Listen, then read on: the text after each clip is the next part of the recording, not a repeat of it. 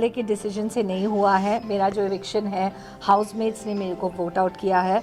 अगर बाहर वाले के हाथ में होता आई एम श्योर वो मुझे लास्ट टाइम की तरह बचाते, बिकॉज मुझे पता चल गया बाहर आते ही कि मेरा बाहर वाला है मेरा भाई लव।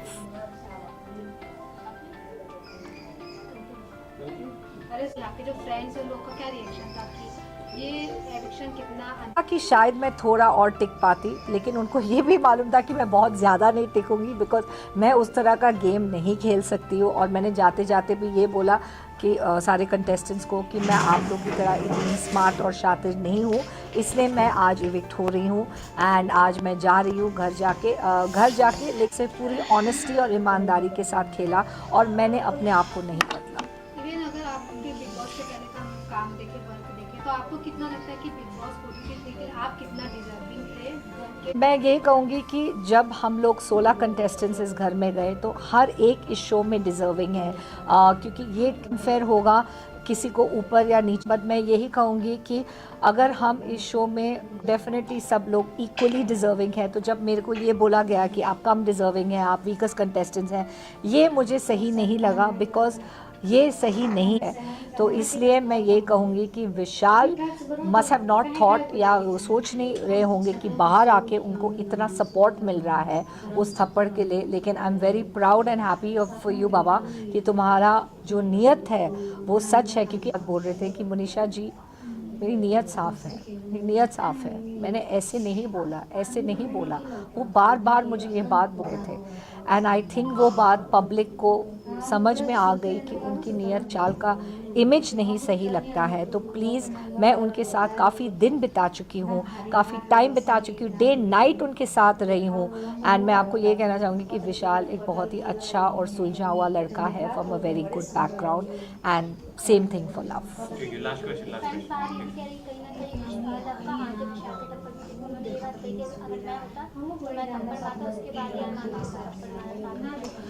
आई थिंक लव ने अगर ये स्टेटमेंट कहा, उसने जस्ट एक जनरल रिएक्शन दिया। आई डोंट थिंक अरमान जी को उकसाने के लिए कहा। नोबडी एक्सपेक्टेड कि अरमान जी एक्चुअली जाके थप्पड़ मारेंगे। नोबडी सॉ दैट कमिंग, किसी ने ये एक्सपेक्ट ही नहीं किया। और ये मैं गारंटी के साथ कह सकती हूँ, क्योंकि हम लोग जब विशाल, अरमान और लव बात कर रहे थे लाउंज में, तो हम में से कोई भी लड़की या कोई और गए नहीं उस चीज़ में इंटरफेयर करने के लिए, क्योंकि हमको लगा मर्दों का है एक पॉइंट, उन लोगों को, आदमियों को आपस में ही सुलझाना चाहिए। और जो भी अरमान जी का फैमिली मैटर है, जो लोग उस मैटर से जुड़े हुए हैं, इट्स बेटर कि वो लोग ही बात करें। लेकिन जो हुआ वो बहुत ही अनफॉर्चुनेट है। एंड मैं यही कहूँगी कि I guess nobody was prepared. Monisha ma'am, आपसे लास्टली जानना चाहेंगे कि आप किसको विनर देखती हैं, विशाल या कटारिया को या फिर अदर घर के सदस्य को आप देखती हैं? मैं तो एज अ देखती नहीं, मैं मेरे गुड विशेस है लव और विशाल के लिए। दोनों में से कोई ट्रॉफी जीते मेरे लिए एक ही बात है, मुझे लगेगा कि मैंने ट्रॉफी जीता है। मुझे सच में ये फीलिंग आएगा, क्योंकि मेरे भाइयों में से किसी एक को मिले तो मुझे लगेगा कि ट्रॉफी घर ही आया है। हाँ। जाना चाहिए अब सना के साथ रह कर आए थे, सना की ऑडियंस भी काफी फेक कह रही, तो वो रियल है क्या फेक है? सना मकबूल, सना मकबूल के साथ मेरा रिश्ता जो है वो बहुत अच्छा है। मैं इसलिए कहूँगी कि मेरे साथ उन्होंने एज सच फेकिज्म नहीं किया, but I do not know कि 24 घंटे क्या दिख रहा है बाहर, क्योंकि हम एज अ कंटेस्टेंट अंदर थे। मेरे साथ वो अच्छी थी, स्ट्रेट फॉरवर्ड थी। मैंने उनके साथ बहुत अच्छा वक्त बिताया। उन्होंने मेरे लिए लॉयल्टी एंड में दिखाई, जब उन्होंने सना और मेरे बीच में अगर एक को चुनना था। I am very thankful to you Sana Maqbool कि आपने अपना वोट मुझे दिया, कीमती वोट। भले मैं उससे इविक्ट भी हो गई, लेकिन आपका वोट मेरे लिए मायने रखता है आज भी।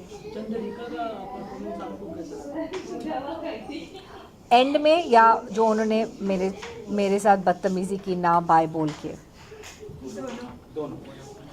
मुझे लगता है कि चंद्रिका एंड कृतिका का जो स्पोर्ट्समैनशिप है वो अच्छा नहीं है।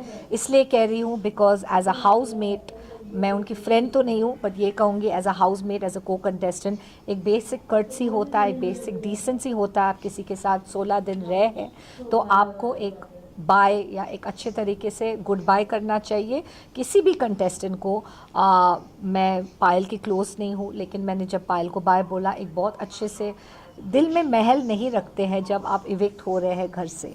तो unfortunately I don't know what was Kritika's issue, क्योंकि मेरा और उनका पर्सनल इशू तो कभी था नहीं, लेकिन ऑब्वियसली क्योंकि मैं अरमान के खिलाफ हो गई थी उससे पहले कलंक का टीका, और मैंने उनको मास्टरमाइंड कहा, मैंने ये कहा कि वो लोगों के दिमाग से खेलते, तो आई थिंक ये सब बातें उनको काफ़ी अफेक्ट हुई एज अ वाइफ, एंड इसलिए उन्होंने ये स्पोर्ट्समैनशिप नहीं दिखाया, बल्कि इसमें मैं ज़्यादा स्पोर्ट्समैनशिप दिखाया। जब मैं बाहर जा रही थी मेरे को अच्छे से बाय बोल के गया कि, and I told him no hard feelings, it's just for the show, it's just for the game, और मेरे जो ओपिनियंस हैं आपके लिए, मैं आपको बिल्कुल बाहर से नहीं जानती, और मेरे जो ओपिनियंस हैं वो सिर्फ गेम से रिलेटेड है। और वो उन्होंने बात समझी, उन्होंने बोला येस सेम हियर, मेरा भी सेम थॉट है और कोई बात नहीं। तो उसके लिए मेरा थोड़ा सा रिस्पेक्ट उस हिसाब से है कि उन्होंने अच्छे से बाय बोला। एंड लेकिन चंद्रिका ने, जब मैंने उनको कलंक का टीका लगाया तो उन्होंने बहुत ज़्यादा रिएक्टिव हो गई उस पॉइंट पे, और उन्होंने मेरे को अच्छे से बाय नहीं बोला, जबकि मेरा और उसका बॉन्ड काफ़ी अच्छा है। लेकिन मैंने सिर्फ उनको ये कहा कि वो थोड़ी ओवर सेंसिटिव है। मैंने उनके कैरेक्टर के लिए कभी कुछ नहीं बोला, मैंने उनकी गेम के लिए कभी कुछ नहीं बोला, मैंने सिर्फ ये बोला कि आपके खिलाफ जा सकता है इस गेम में। तो मैंने एक पॉइंट आउट किया जिससे मुझे लगता है कि वो मैं इसके ऊपर काम कर सकती है या इसके ऊपर इम्प्रूव कर सकती है if she wants to go ahead in the game. लेकिन उन्होंने बहुत पर्सनली लिया, सो अभी उसमें मुझे नहीं सही लगा that they did not have the decency to say bye, but मैंने ये सोचा कि मैं बिगर इंसान के बाय बोलती हूँ सबको। ये बात करते हैं ना कि लास्ट एक आपस में डिस्कस करो। सोशल मीडिया पे एक वीडियो वायरल हो रहा है जिसमें